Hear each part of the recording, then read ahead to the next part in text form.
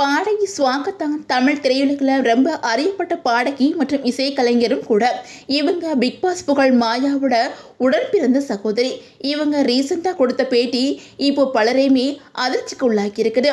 அந்த வகையில் பாடகி ஸ்வாகதா ரீசெண்டாக ஒரு பேட்டியில் என்னைய ஒரு இசையமைப்பாளர் பாலியல் துன்புறுத்தலுக்கு ஆளாக்குனாங்க அப்படின்னு சொல்லிட்டோம். அதில் இருந்து மீண்டு வர என்னோட குடும்பத்தினர் தான் உதவி பண்ணினாங்க அப்படின்னு சொல்லியிருக்காங்க. அதாவது அந்த பேட்டியில் என்ன சொல்லியிருக்காங்க அப்படின்னா, நான் அந்த இசையமைப்பாளர்கிட்ட சில வருஷங்கள் இசை கலைஞராக ஒர்க் பண்ணி வந்தேன். அவர் என் கூட நல்லா தான் பழகுனாங்க. என்கிட்ட இருந்து அப்பப்போ செலவுக்கு பணம் வாங்கினாங்க. இப்படி என்கிட்ட இருந்து லட்சக்கணக்கில் வாங்கிட்டாங்க. ஒரு முறை என்கிட்ட அவரோட ஸ்டூடியோவில் அத்துமீறி நடந்துக்கிட்டாங்க. 7 வருஷங்களுக்கு முன்னாடி நடந்த இந்த சம்பவத்தப்போ நான் ரொம்ப சின்ன பொண்ணு. அந்த இசையமைப்பாளர் ரொம்ப பெரிய ஆளு. நான் காவல்துறையில் போய் புகார் சொன்னாலும் எதுவுமே எடுபடாது. சில நாட்கள் பேசிட்டு நகர்ந்துடுவாங்க. அது மட்டும் இல்லாமல் ஸ்டூடியோவில் வச்சு அத்துமீறின அந்த சிசிடிவி வீடியோ காட்டியும் என்னை பிளாக்மெயில் பண்ணினாங்க.